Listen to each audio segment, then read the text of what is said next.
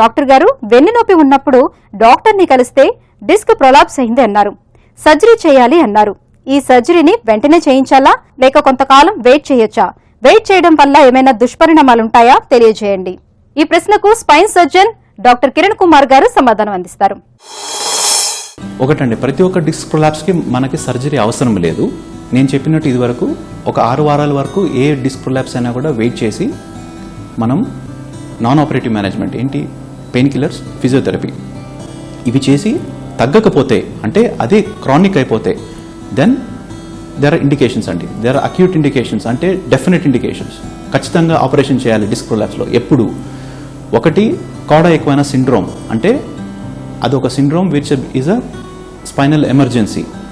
మనకి మూత్రపిండం అంటే urine pass చేయకపోవడం అదొక ప్రాబ్లం అయిపోయి మనం కాళ్ళల్లో వీక్నెస్ వచ్చి మనం నడవలేకపోవడం ఇదొక ప్రాబ్లం. ఇవన్నీ స్పైనల్ ఎమర్జెన్సీ ఆపరేషన్ చేయాల్సి వస్తుందండి ఈ కండిషన్ మాత్రమే, ఏది కాడా ఎక్వైనా అని. అండ్ ఇంకోటి అంటే ప్రోగ్రెసివ్ న్యూరలాజికల్ డెఫిసిట్, అంటే మీకు weakness over a period of 6 weeks మీకు వీక్నెస్ పెరుగుతూ పోతుంది, అప్పుడు ఆపరేషన్ చేయాల్సి వస్తుంది. అండ్ విపరీతమైన లెగ్ పెయిన్, అంటే మీ కాళ్ళ నొప్పి చాలా విపరీతంగా ఉంది, మీరు తట్టుకోలేకపోతున్నారు, అప్పుడు మనం ఆపరేషన్ చేయాల్సి వస్తుందండి. సో మనం ఆపరేషన్ చేయాల్సిన ఇండికేషన్స్ చాలా తక్కువ, లెస్ దెన్ 10% ఉంటాయండి. But most of them operation కాకుండానే మనం ట్రీట్ చేయొచ్చు. ఇలా చేయకుండా వదిలేస్తే ఈవెన్ 6 weeks తర్వాత కూడా మీకు పెయిన్ ఉంటే అది క్రానిక్ పెయిన్ కేటగిరీలోకి వెళ్ళిపోతుంది. అందుకోసమే మనం దానికన్నా ముందే, because to improve your life style, మనం ఇంజెక్షన్స్ ఇచ్చి కూడా ట్రై చేయొచ్చండి, స్పైనల్ ఇంజెక్షన్స్.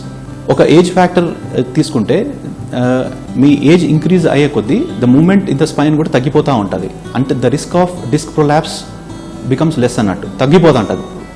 ఇప్పుడు 50 ఏళ్ళ వాళ్ళకి వచ్చే ప్రాబ్లమ్స్ డిఫరెంట్ ఉంటుందండి, 25-30 ఏళ్ళ వాళ్ళకి వచ్చే ప్రాబ్లమ్స్ డిఫరెంట్ ఉంటుంది. డిస్క్ ప్రొలాప్స్ అనేది యంగ్స్టర్స్లో వస్తుంది, వేరాజ్ మన 50 ఏళ్ళు పైన వాళ్ళకి వచ్చేది అది డీజనరేటివ్ లంబార్ కెనాల్ స్టెనోసిస్ అంటాం దాన్ని. అది over a period of time, అంటే కొద్ది కాలం పాటు మనకి ఈ ప్రాబ్లమ్స్ వదిలేస్తే అవే ఇంక్రీజ్ అయ్యి దట్ కెన్ కాజ్ ఈ లంబార్ కెనాల్ స్టెనోసిస్ అండి. ఎప్పుడు దానికి మనం నడవడానికి ప్రాబ్లం అవుతుంది, మనకు కాళ్ళు తిమ్మిర్లు ఎక్కుతాయి, మూత్రం పోవడానికి ప్రాబ్లం రావచ్చు. ఇవన్నీ symptoms of lumbar canal stenosis అండి. ఇలాంటి వాప్పుడు మనం కూడా కరెక్ట్ డయాగ్నోసిస్ తీసుకొని దెన్ ట్రీట్మెంట్ ఆప్షన్స్ ఫస్ట్ అయితే ఎప్పుడైనా పెయిన్ కిల్లర్స్, ఫిజియోథెరపీ చేస్తామండి. దాని తర్వాత ఎపిడ్యూరల్ ఇంజెక్షన్స్ కూడా ఆప్షన్స్ ఉన్నాయి మనకు. లేదు మనకి ఇవన్నీతో కూడా తగ్గట్లేదు, మనకు చాలా సివియర్ స్టెనోసిస్ ఉంది, మనం నడవలేకపోతున్నాము, 100 meters కన్నా ఎక్కువ నడవలేకపోతున్నాము, ఇలాంటి సమయాలలో మనం ఆపరేషన్ అడ్వైస్ చేయొచ్చండి. అగైన్ ఆ ఆపరేషన్ సింపుల్ ఆపరేషన్ కావచ్చు, డీకంప్రెషన్ని, లేకపోతే ఫిక్సేషన్ కూడా కావచ్చు అండి. ఫిక్సేషన్ ఎప్పుడు చేస్తామంటే వెన్ దెర్ ఈజ్ ఇన్స్టెబిలిటీ, స్టేబుల్గా లేదన్నప్పుడు స్పైన్, అప్పుడు మనం స్క్రూస్, రాడ్స్ వేసి ఫిక్స్ చేసి దాన్ని స్టేబుల్ చేస్తామండి. Thank you doctor Kiran Kumar గారు.